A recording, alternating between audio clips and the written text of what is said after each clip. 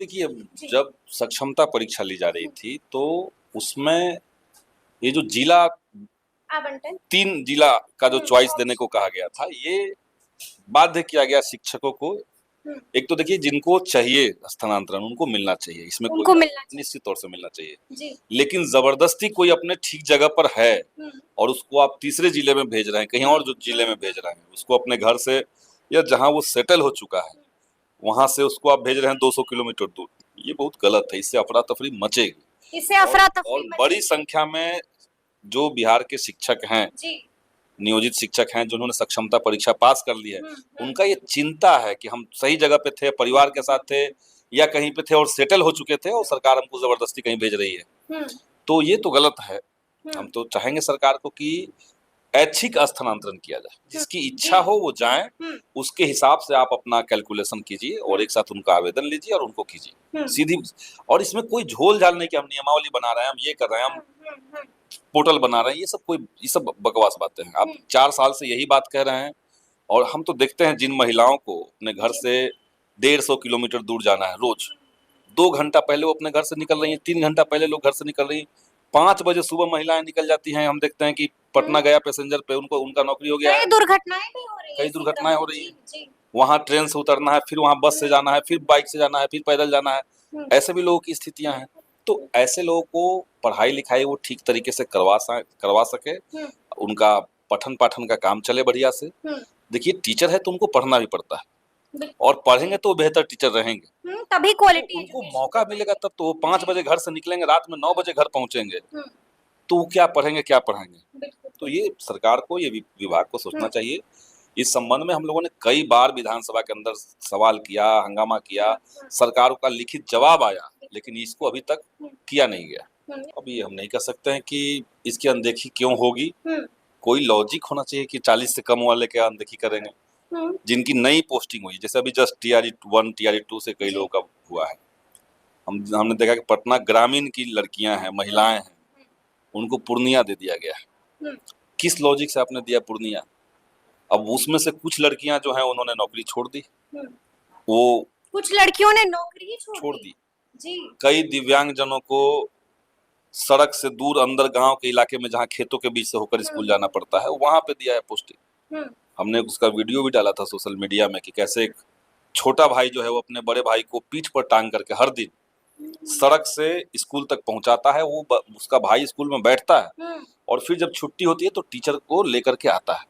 जी, जी। फिर रोड पे बाइक पे बैठाता है, फिर घर हाँ, लेके जाता है। ये स्थिति हुई है। ये स्थिति है। तो ये दिव्यांगजनों के साथ स्थिति है, तो इसमें हुँ, 40 साल से कम का नहीं करेंगे, ये कोई मतलब नहीं है। हुँ, अगर मंशा ठीक है हुँ, और सब लोग एक जगह नहीं आना चाह रहे हैं। हुँ, सब लोग ऐसा नहीं कि पटना में सब लोग रहना चाह रहे हैं, ऐसा हुँ, नहीं है। हुँ, हुँ, सब लोग चाहते हैं कि उनके नज़दीकी जिले में जहाँ पे वो सेटल हुँ, हैं। औरंगाबाद का आदमी क्यों चाहेगा कि हम पटना में आके रहें? बिल्कुल, जी, जी, वो जी। औरंगाबाद में चाहेगा। हुँ, औरंगाबाद में उसको दीजिए, क्या दिक्कत है आप? यानी कि जी। और बल्कि हम तो इस बात के पक्षधर हैं कि आप एक नियम बना हुँ, दीजिए कि अपने घर से मैक्सिमम कोई जा सकता है दूर तो 40 किलोमीटर, 50 किलोमीटर, इससे दूर किसी का पोस्टिंग नहीं होगा। हुँ, या वो जहाँ चाहता है उससे मैक्सिमम 40-50 हुँ, किलोमीटर का रेंज, इससे ज़्यादा नहीं, इससे ज़्यादा नहीं इससे होना ज़्यादा नहीं। चाहिए। जी। हाँ, तो कोई बिहटा में हुँ, किसी का घर है, सेटल है वो, आपने अगर जिले के नाम पे उनको दे दिया मोकामा पोस्टिंग, बिल्कुल। हुँ, तो कोई फ़ायदा नहीं है। हुँ, तो आप एक रेंज बनाइए, उस रेंज के अंदर कोशिश कीजिए कि सबका हम पोस्टिंग दें। हुँ, बदलना चाहिए। हम लोग तो इस बार भी विधानसभा में जी। हम लोगों ने कहा हुँ, कि हुँ, इसको सरकार देखे, इस पर विचार करे हुँ, क्योंकि ऑलरेडी मुख्यमंत्री कह चुके हैं। हुँ, सदन में हम लोगों ने तो जी। सदन के अंदर आवाज़ उठाई, हाँ, हालाँकि सदन नहीं चलने दिया गया, लेकिन हुँ, हमने सदन में इसकी आवाज़ उठाई कि उसके से ये सब लोगों को जी। पता है, शिक्षा मंत्री सदन में थे जब ये हुँ, बात हुई हुँ, थी, ऐसा हुँ, नहीं कि हुँ। उनको नहीं पता है। 2 दिन का वक़्त भी लिया था उन्होंने। 2 दिन का वक़्त भी लिया था। जी। आप लोग के ही माध्यम से हम लोग को सुनाई हुँ, पड़ता है कि मंत्री जी ने कहा कि 2 दिन हमको समय चाहिए। हुँ। 2 दिन क्या 2 महीने हो गए? विलम्ब क्यों हो रहा है? क्या ये लगता तो है? वही बताएँगे। हम लोग तो आवाज़ उठाएँगे लेकिन साथ ही जी। साथ इस सरकार का चरित्र हुँ, कि असल में सरकार का संचालन कैसे हो रहा है, सरकारें चल कैसे रही है, ये साफ-साफ दिख रहा है ये कि एक साफ-साफ दिख अधिकारी इतना हावी है रहा है। जी। कि वो सदन के अंदर माननीय मुख्यमंत्री जी, और जब माननीय मुख्यमंत्री जी ये बात कह रहे थे हुँ, सदन के अंदर, हुँ, उनके ठीक बगल में दर्शक दीर्घा में हुँ, उस विभाग के अधिकारी बैठे हुए थे। हुँ, उन्होंने सुना, उन्होंने अखबारों में नहीं पढ़ा, हुँ। उन्होंने सदन के अंदर मुख्यमंत्री को बोलते हुए बोलते सुना। हुए सुना।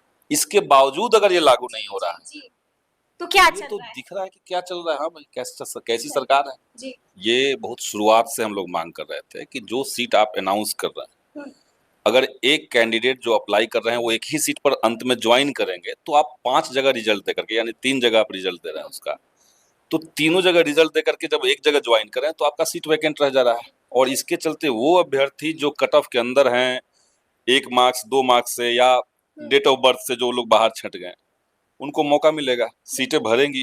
हम्म, तो ये नहीं करना, ये साफ साफ दिखाता है कि शिक्षा विभाग चाहता है कि हम बहाली निकाल भी दें हम्म, और पिछले की तरह कुछ सीटों को बचा के भी रखें, और हर बार यही करते रहें, जी जी जी बहाली निकाल भी दे और सीटों को बचा भी ले। बचा भी लें। जी यही कारण है कि देखिए, हाई कोर्ट से भी आदेश आया कि इनको सप्लीमेंट्री रिजल्ट देना चाहिए, लेकिन अभी तक उसका पालन नहीं हुआ। हाल में हाई कोर्ट से रिजल्ट बिल्कुल, जी, वर्डिक्ट जी, आया, जी, तो सप्लीमेंट्री रिजल्ट आपको निकालना चाहिए। हम्म, जो सीटें वैकेंट रह जा रही हैं, अब सरकार अनाउंस कर देगी कि भाई हमने 1,20,000 बहाली निकाल दी, लेकिन एक्चुअली में आप रिजल्ट निकाल रहे हैं 1,09,000, एक्चुअली में ज्वाइन करवा रहे हैं 84,000। हम्म, तो 84 ही ना ज्वाइन किए, बिल्कुल, और 1,20,000 बाकी 40,000 से जो सीट है वो कहाँ चला गया। हम्म, एक तो आपने पहले से जो टीचर जॉब कर रहे थे उनको ही आपने इसमें शामिल कर लिया। जी तो इस तरह से अभ्यर्थियों की आंखों में धूल झोंकना बंद होना चाहिए। जो सीटें अनाउंस हो रही है उसका फेयर तरीके से परीक्षा हो, रिजल्ट हो, और सीटों को भरा जाए, ये इम्पोर्टेंट है। नहीं, देरी क्यों हो रही है तो ये लोग बताएंगे, लेकिन ये एक ट्रेंड बनता जा रहा है कि परीक्षाओं को ज्यादा से ज्यादा अपारदर्शी बना के रखना। जैसे हम देखते हैं सिपाही भर्ती परीक्षा, उसमें भी यही बात, जी जी जी ना तो आंसर की रिलीज किया जाता है, ना तो कैटेगरी वाइज आप कट ऑफ तय करके अनाउंस कर रहे हैं। हम किस कैटेगरी में है और हमारे कैटेगरी का कट ऑफ क्या गया है, ये जानने का हक अभ्यर्थियों को है। बिल्कुल, ना तो आप उसका ओएमआर का कार्बन कॉपी रिलीज कर रहे हैं, लेने दे रहे हैं किसी को, प्रश्न पत्र आप रख रहे हैं, आंसर की रख ले रहे हैं, सब चीज आपके पास है। तो कोई अभ्यर्थी कैसे क्लेम करेगा?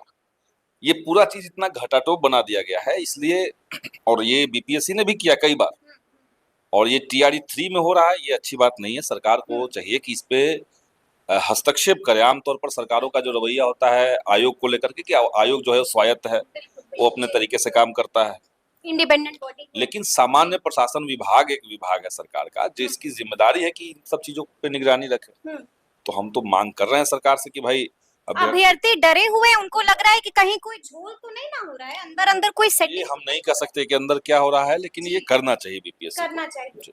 देखिए, जैसा कि मैंने शुरू में ही कहा था संदीप जी कि अब अभ्यर्थी आंदोलन की बात भी कर रहे हैं। आपको लगता है कि आंदोलन करके समस्या का समाधान होगा? आंदोलन करना चाहिए, आंदोलन करना चाहिए। एकदम करना चाहिए आंदोलन। जी, अगर सरकार बात नहीं सुन रही है और लॉजिकल बात नहीं सुन रही है, हम तो करें बिहार के अभ्यर्थियों को ये भी आवाज उठानी चाहिए, क्योंकि लगातार बाहर के जो पड़ोसी राज्य हैं सभी जगह पे वहां के लिए इंटरनल रिजर्वेशन लागू हो रहा है, जी, तो बिहार में भी डोमिसाइल लागू हो, इसके लिए भी आवाज उठनी चाहिए। हम लोगों ने सदन में मांग उठाई थी, सरकार ने माना किया टीआरई 1 में पहले, बाद में उसको विड्रॉ कर लिया, जी, और बगैर कोई कारण बताए विड्रॉ कर लिया। अभी 2 दिन पहले असम की खबर आई कि असम की सरकार ने अनाउंस कर दिया है कि असम के अंदर उन्हीं को नौकरी मिलेगी जो असम में पैदा हुए। बिल्कुल। तो जी, बिहार के लोग असम में नौकरी नहीं करेंगे, झारखंड में नहीं करेंगे, उत्तर प्रदेश मध्य प्रदेश में नहीं करेंगे, हिमाचल में नहीं करेंगे, उड़ीसा में नहीं करेंगे, तो बिहार के अंदर जो नौकरियां हैं इनके ऊपर तो इनका अधिकार होना चाहिए। तो आप 100% नहीं, 90% या 85% एक रीजनल आधार पर आप कीजिए, उसको लॉजिकल आधार पे आप कीजिए। ये सरकार को करना चाहिए, इसके लिए भी आंदोलन करना चाहिए युवाओं को।